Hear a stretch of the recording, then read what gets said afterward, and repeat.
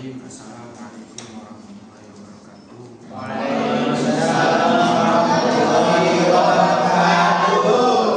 Perkenalkan, nama saya Muhammad Fadil Rijal. Saya di sini ingin mempresentasikan yang berjudul sabar dalam melaksanakan fardu ain dan fardu kifayah menurut Quran surat Al-An'am ayat 32 terhadap ikhtiar berbakti pada orang tua. Apa sih yang dimaksud sabar dalam melaksanakan fardu ain dan fardu kifayah? Jadi sabar itu adalah merupakan ibadah hati yang berarti menahan nafsu dari pengaruh hal-hal yang selalu menghiasi dunia seperti keinginan memperoleh harta yang berlimpah. Jadi kita harus melatih hati kita itu agar tidak terjerumus kepada sesuatu yang tujuannya kepada dunia seperti harta dan lainnya. Nah, sabar di sini itu yang tertuju kepada fardu ain. Fardu ain ini contohnya di sini ada sholat, terhadap sholat, membaca Quran, akhlakul karimah, amal ma'ruf nahi munkar. Jadi kita di sini sebagai mahasiswa atau peserta didik, kita itu harus sabar dalam 5 aspek ini. Yang pertama sholat. Gak mungkin kita dalam sholat itu murni gak ada godaan. Yang kedua membaca Al-Quran. Adapun membaca Al-Quran itu harus penuh dengan full energi. Kita harus wudu dan lain-lain, membaca dengan fasih dan belajar dan lain-lain. Berakhlakul karimah. Gak semua orang itu mempunyai akhlak yang baik. Nah, kita sebagai peserta didik kita harus berakhlakul karimah, akhlak yang baik. Sebagai bagaimana kita menuntut ilmu dalam terhadap guru dan terhadap teman-teman. Yang kelima, amar ma'ruf nahi munkar. Di sini kita harus melakukan yang baik, tinggalkan yang buruk. Semisal peserta didik ini diajak bolos, akan kemudian yang dijawab mereka itu adalah harus aku tidak mengikutinya. Nah, itu salah satu contoh yang baik, termasuk amar ma'ruf. Jangan mengikuti kebolosan tersebut sebagai nahi munkar. Kemudian ada sabar dalam fardu kifayah. Yang disebutkan sini ada 3 aspek. Yang pertama menuntut ilmu, mengajarkan, mengamalkan ilmu, tolong menolong. Di awal mula sebagai peserta didik itu kita harus menuntut ilmu, mencari ilmu, mencari bekal untuk diri kita sendiri. Selanjutnya dari itu ada mengajarkan atau mengamalkan ilmu. Setelah menuntut ilmu kita mempunyai bekal, yang dimana kita harus memberikan bekal tersebut kepada orang lain atau bersedekah.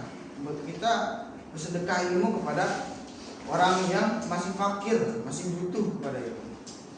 Yang ketiga itu tolong menolong. Nah, sini tolong menolong sini kita harus saling menolong kepada peserta didik yang belum tahu menjadi.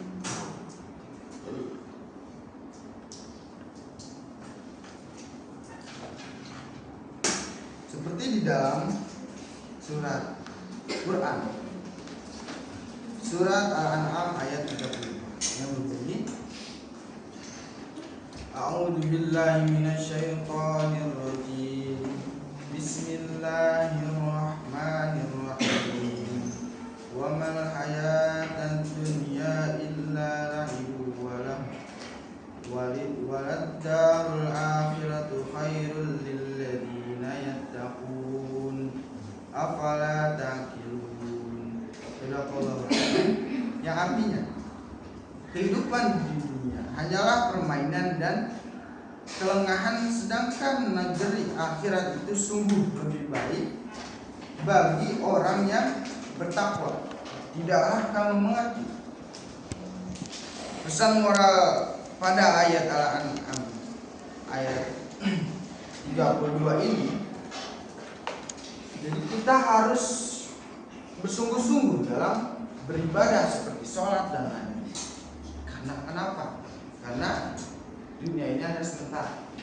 Yang kedua, kita harus sabar dalam melakukan hal-hal tersebut yang dimana kita akan menuju kepada akhirat, amalnya akhirat. Yang ketiga, dan kita itu harus tetap teguh, jangan pernah runtuh dalam melakukan ibadah-ibadah yang sudah ditetapkan oleh Allah, melalui syariat, menuntut ilmu, mengajarkan ilmu yang bentuknya itu fi'lun au qaul, melakukan atau ucapan.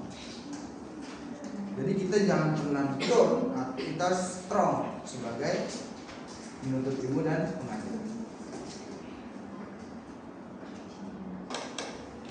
Solusi untuk permasalahan penelitian ini terhadap peserta didik, yang pertama, jangan pernah merasa paling buruk. Yang kedua, jangan pernah merasa aku tidak bisa.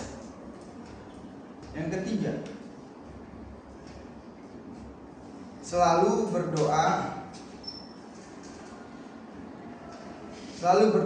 dan menguatkan iman di dalam diri. Assalamualaikum warahmatullahi wabarakatuh.